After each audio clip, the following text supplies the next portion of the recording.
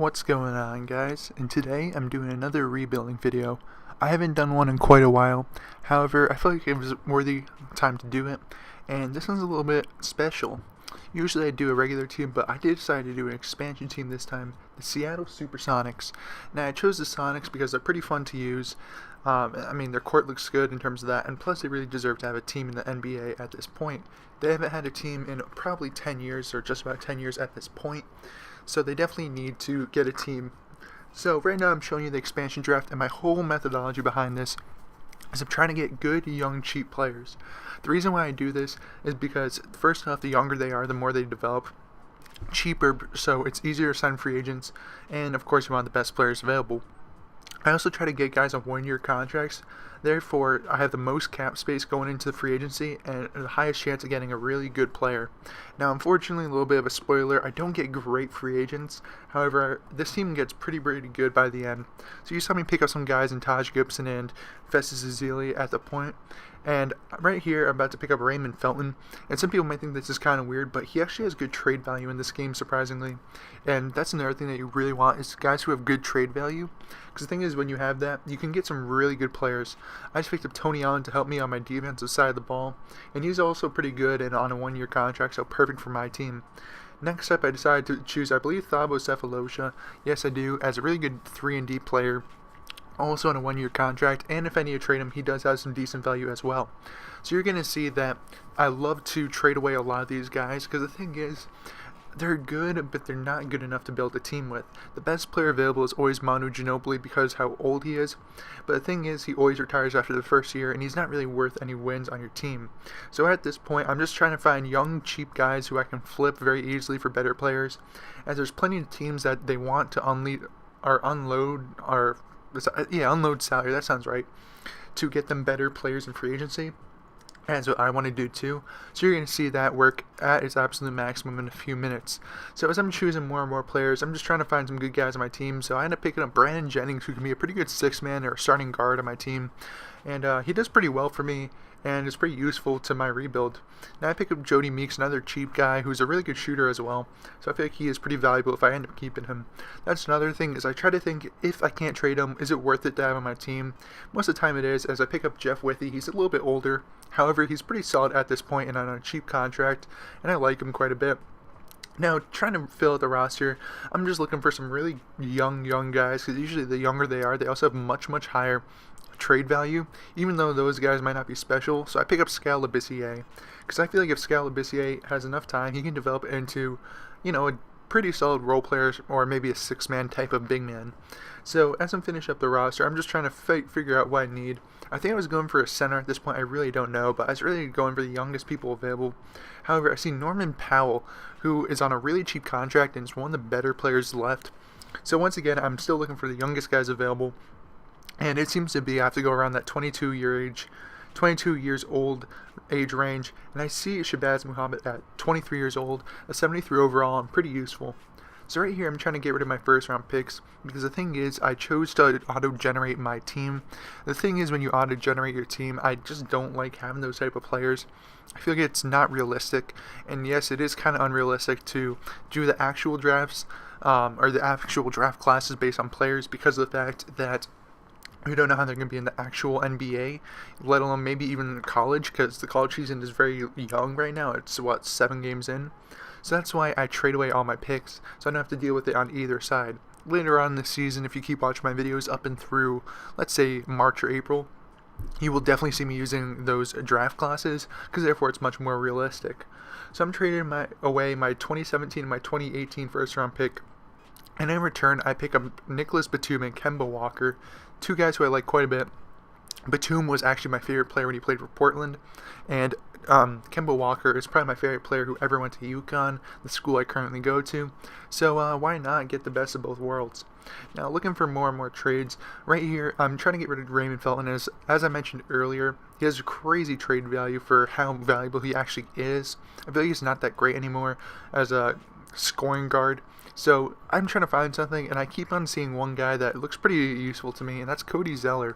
He does have a monster contract, monster extension where it jumps up to $12 million, but I have so much cap space it really won't affect me. Now, when talking about that cap space, you're going to see it in this free agency.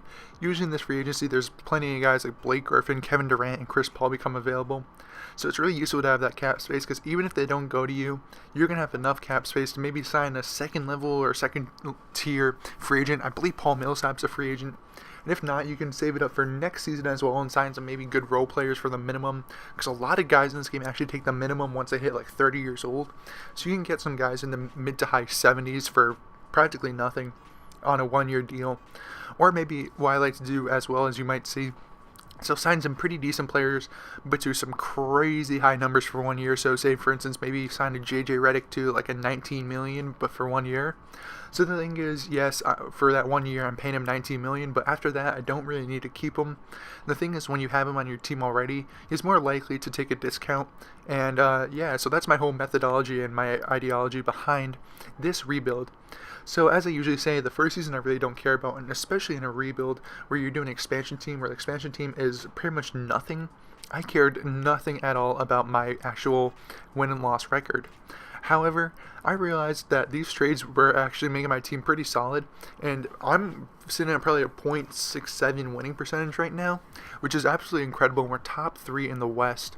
So I think that this is going much better than expected. And this team actually does very, very well, and really surprisingly, which you will see pretty soon.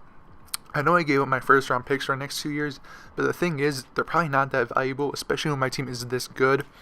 So I think that I did pretty solid so far in terms of the rebuild. I got the guys I wanted, I got some building pieces, and I'm doing well, so I think this is the way to go. So anyways, talking about the expansion mode, I kind of like the new expansion mode.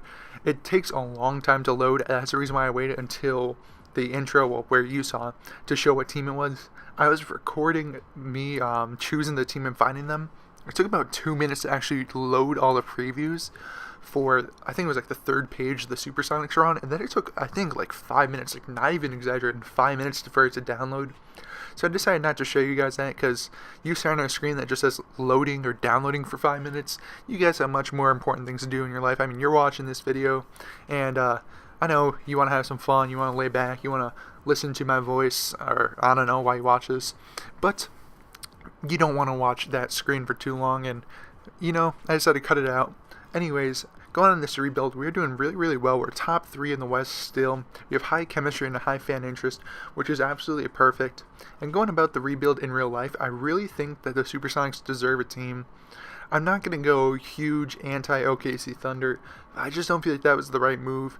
I feel like OKC has proved that they have a good fan base, but I think they should have just made an expansion team, as the Supersonics really didn't deserve to leave. It was because their owner and the guy who bought him screwed him over, which is really unfortunate to see, and I really wish that they would be able to fix this issue in the next coming years. And I know there's a huge push to it, and even though I really have no real say in it, I mean, I'm just a small YouTuber, extremely small YouTuber at that, I'd be fully behind the idea of putting a team back in Seattle.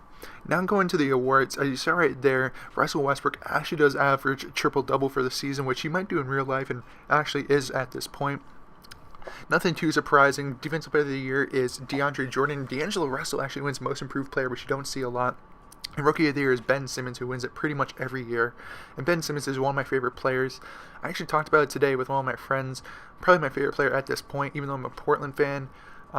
Joel Embiid is probably my favorite player due to the fact of how much of an animal he is on and off the court.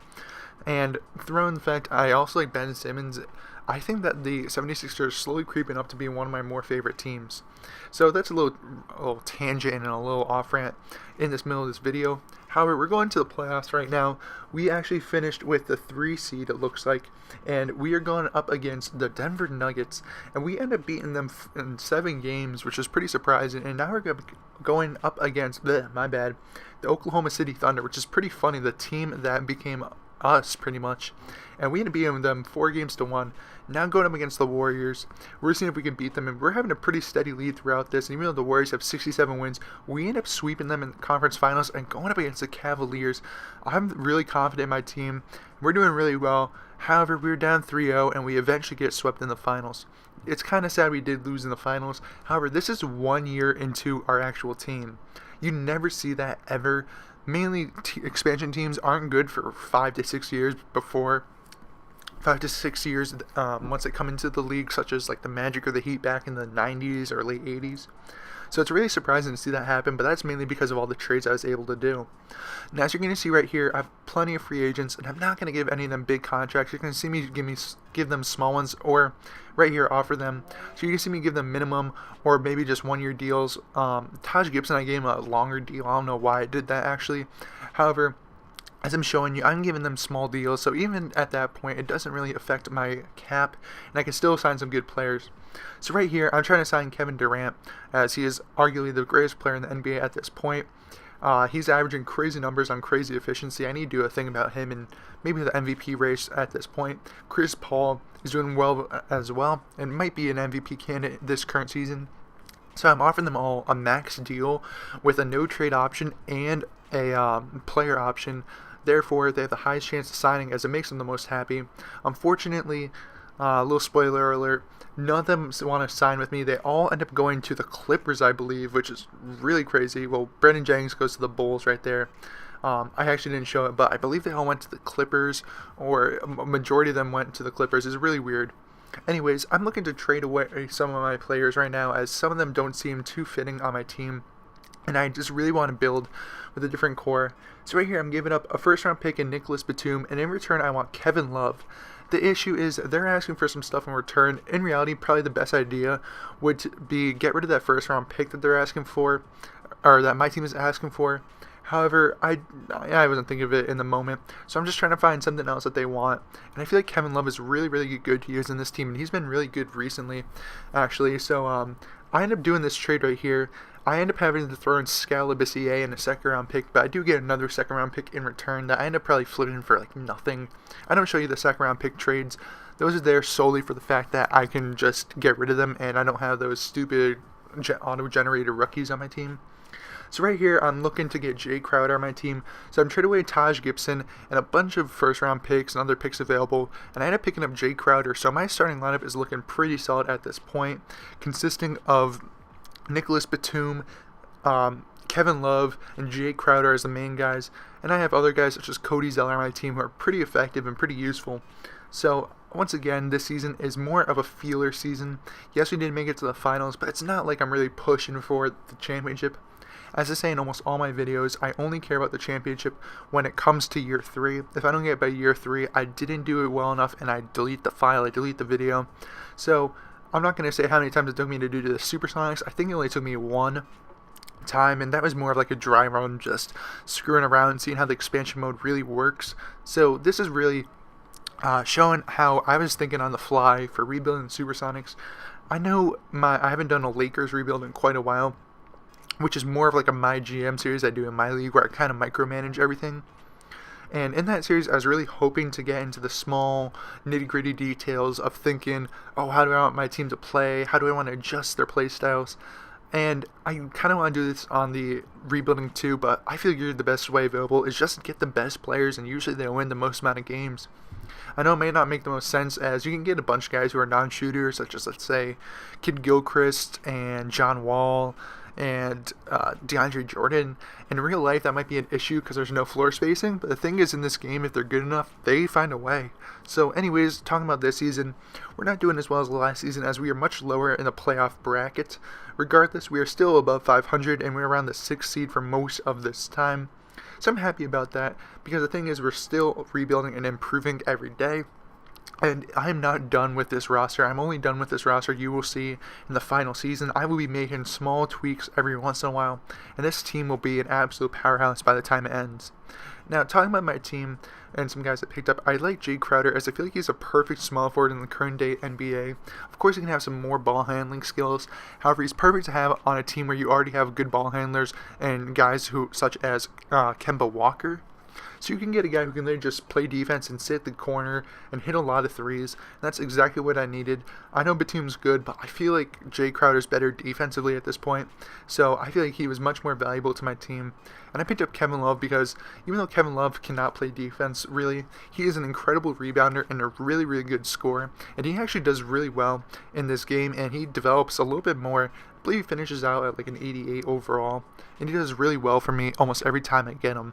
He becomes an absolute animal and just in real life, he's been improving, and not even improving, but I think the Cavaliers are learning to play him better, or play him more and more effectively. As this year, he's averaging, I think, like 22 and 11 for the first time since he was back in Minnesota. So I'm pretty happy to see that, as I was a huge Kevin Love fan back when he was in Minnesota. So once again, Russell Westbrook wins MVP. We finished with a 45 and 37 records. Batum wins 6th Man of the Year after I trade him away. Anthony Davis wins Defensive Player of the Year with almost 3 blocks a game and almost 13 rebounds. Thomas Robinson for Most Improved Player, getting tons of rebounds. And Larry Drew actually wins Coach of the Year after they get rid of Tyronn Lue over in Cleveland. I believe Tyronn Lue became my coach. I'm not entirely positive, but I thought he did. I don't know if I'm just imagining that. So that's the reason why you saw that change. And once again, you saw it really quickly. Kemba Walker actually made All-NBA second team, I believe it was. So I'm pretty happy about that. Now, once again, we're going up against the Oklahoma City Thunder, but in a much different fashion. We have a much worse record. And right now we're down 2-1, and I'm not really hanging my hat on this season. It's not too proud. However, we do come back all the way 3-3, but we do get eliminated 7 games, so that's a little unfortunate. As I simulate the rest of the season, the Minnesota Timberwolves go on an absolute tear and win the championship off of some pretty solid numbers by Karl Anthony Towns. Now showing you into my free agency for the next year, I'm trying to find some good guys on my team, and I think Norman Powell will be pretty good because I really don't have a great shooting guard at this point, and you will see me develop on that. I'm sending more and more offer sheets out there. As you saw right there, Festus Ezeli actually would accept a minimum offer. At least that's what I offer him, and I'm pretty sure he signs it. So going into free agency, I'm looking for some guys, and I'm thinking I can get Paul George, who would be really, really fun to get on this team.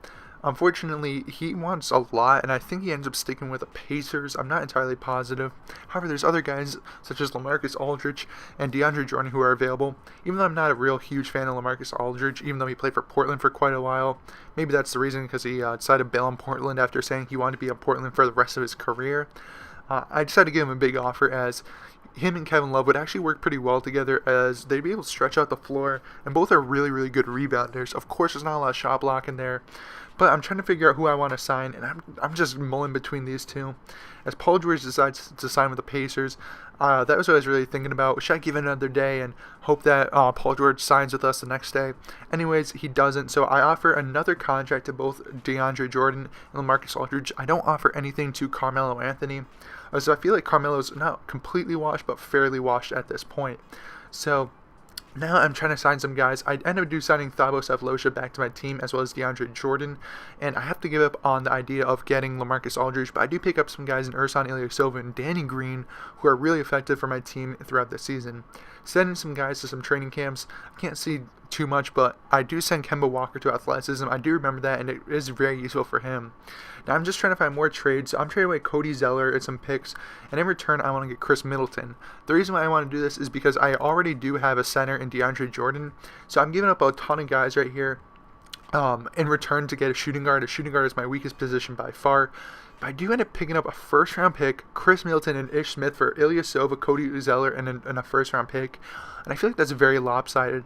Now, the thing is, I'm not simulating to the end of this season because there's plenty of guys on my team to trade once again and flip for better assets.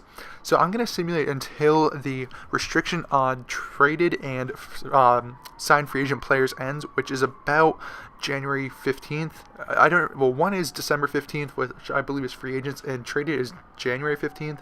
So I'm simulating until then, and hopefully I get some good trade offers. Because the thing is, even though my team is pretty solid right now with the likes of Kemba, Chris Middleton, Jay Crowder, Kevin Love, and DeAndre Jordan, I feel like I could have improved my bench more, and sorry about that ambulance. It seems almost every day there's just ambulances or fire truck. I think there's a fire truck. I can't see my window right now. That happens almost every day here, so sorry about that. Anyways, getting back to the video, we are having a really good season at 22-8 at this point. We are first in the West, and we are on a hot streak right there. And we're doing really well, and I'm really happy about my team. So right when we get into the trade, the trade point, where the point I'm going to stop simulating so I can trade, we are holding a really solid 31-9 record. And going into this trade, I was looking to get rid of some players. So Jody Meeks, we had a ton of shooting guards. I was just trying to find a guy who plays small forward or power forward. So I ended up picking up Steve Novak. No one really special. And the thing is, that's the only trade I made. Maybe I should have made some more trades, but the thing is, I need more power forward minutes and less shooting guard minutes, so I made the flip right there. And the thing is, I think it works out well enough for us. Both are good shooters, and while Jody Meeks is much more skilled in other assets of the game, I don't really need that much more besides just a shooter at the end of my bench. Continuing on with the season, we are consistently holding the #1 seed in the West, and we are doing exceptionally well. Sitting at 36-13 right now, I felt really confident in my team and that we can do pretty much anything, as our team has both a lot of offense and defense, where you can get offense from guys like Kemba and Kevin Love, and defense from Chris Middleton and Jay Crowder and DeAndre Jordan, some guys off my bench as well. I feel my team is almost perfectly built at this point, and one of my favorite rebuilds I've ever done, as after I do the rebuilds, I like to play just like scrimmage and see how they do, and this team is so much fun to use. So if you can rebuild a team like this, definitely do it. But anyways, as I was rambling about how fun this team is, we are still on a great win streak. We are 45-15. We're 60 games into the season, and I can't think of that off the top of my head. We are at a 75% clip, I believe that is, for winning, which you almost never see in the NBA besides maybe the Cavaliers and the Warriors at this point. However, I was just doing really well. I don't know really what to talk about right now. I'm just rambling. I'm just trying to make it pass.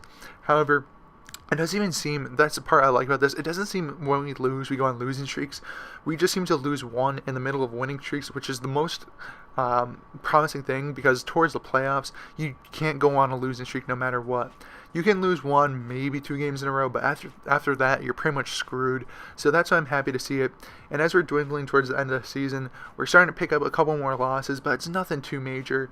And we're at 16-20 right now, and we finish off the season at 61-21, second in the West. So here are the MVPs. You see some guys, and we're doing pretty well. And oh, sorry about that jump. My mouth was really dry. Sorry about even telling you this, but I had to get a quick sip of water, so had to do that. Anyways, going back to this, I was looking at some of the award winners, and we didn't win any awards, so I was a little upset by that, and I don't even think we got any recognition, and besides Kevin Love, who did really well this season, but I wish we got a little bit more love on the all-NBA teams or all-defensive teams, because the thing is, we had such a great year, and I was expected to win Coach of the Year, or my coach to win Coach of the Year. Anyways, I'm going to be showing you the awards. As you see right here, Kevin Love actually became an all-star for the first time in 5 years, and we get some recognition. DeAndre Jordan made an all-defensive team. Kemba Walker was an all-star in 2018, and pretty much nothing else happened. Now I'm going to show you some of the stats, and some of these guys have really good stats. As you can see right here, Kevin Love at 22-12 and 3 assists a game. DeAndre Jordan at 14-12 and 2 blocks. Kemba at 20-8 and pretty good shooting numbers. Jay Crowder at 12-6 and 2. Middleton at 17-2 and 5 assists a game almost, and the rest of the guys is not as important as they don't play as many minutes. However, the rest of my team did pretty well, to say the least. And that's what I'm looking for, because in the playoffs, you got to have some bench depth just in case there's injuries, and it always seems my team gets destroyed and derailed by injuries. So I need these guys off the bench to do pretty well for me. The thing is, a lot of these guys actually show up in the playoffs and do really well. So we're the #2 seed going up against the Kings, and we look like we were about to sweep them as we were up 2-0, but we come back 3-1 lead, which is getting a little nerve-wracking. Every time I see a 3-1 lead for me, I get really nervous because, 3-1 lead is the worst lead in sports at this point. So we're up 3-0 once again on the Minnesota Timberwolves. We sweep them to go on to the conference finals up against the Houston Rockets, who actually upset the Golden State Warriors in the first round, and that made me a little nervous going against them, especially when we're down 2-1. However, we go on a little hot streak, and we end up winning in 6 games, winning 4-2. Now, going up against the Cavaliers is nerve-wracking since they swept us in the first season that we played this with this team. But we are able to go to Game 7, I believe it is at this point. Or actually, my bad. This was Game 6 that we ended up losing. Now we are going to Game 7, and this is when I was getting really nervous, and I got even nervous about choosing the right simulation style. So I'm doing that little cheese I always mention. You do those stop and continue simulation, and usually you get a quick lead or some sort of lead. But we're starting to pull away, and we go on a hot streak in the fourth quarter, where we're up by, up 18? It looks like our 18-point advantage. So we're up 20 with just about a minute left, and they actually have guys who are pretty hurt on their team. I believe that is Tristan Thompson, and some other guy on their team was hurt. Regardless, we're finishing up the season, and right here, Kevin Love gets a nice one-handed dunk as he's 30-14 in the finals. Yeah, that's pretty surprising from Kevin Love. However, the Cavaliers aren't going down without a fight. They try to fight through the entire time. I'm a little cheese right here. Kevin Love gets another assist, or not my bad. Kevin Love gets assisted for a nice little alley-oop to get him 32-15 in the finals. Kemba Walker with 33-13. Some incredible numbers. And the Seattle Supersonics, yes, you heard that right. The Seattle Supersonics win the 2019 NBA championship. Now, this sounds so weird because first off, the Seattle Supersonics aren't a team right now, even though they should be. Throw in the fact it only took 3 years to rebuild a team from expansion. That is truly incredible. I know I'm tooting my own horn right now, but I was really happy and proud of myself for doing this. It was really fun as well, so I definitely suggest doing a rebuild where you have to expand an expansion rebuild. They were actually more fun than my regular ones, I feel like, because of the fact that you start from pretty much nothing, or just guys who you really don't like for the most part. So you really learn how to rebuild a team at the absolute maximum. Now, right there, of course, I didn't play much of the game, so you don't see much of the highlights. However, Kemba Walker holds up the Finals MVP.